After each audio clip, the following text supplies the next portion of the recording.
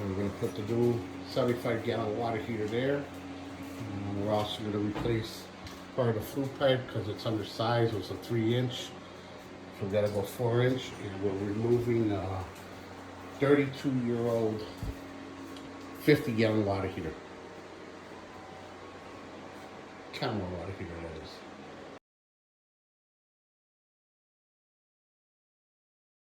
Okay, we installed a 75-gallon water heater with a valve, new flue pipe. Got everything sized up properly.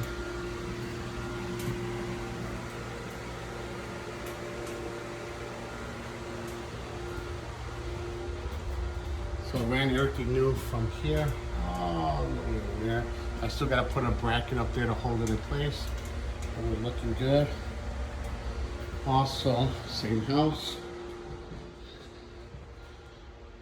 Put in a electrical water heater, 40 gallons.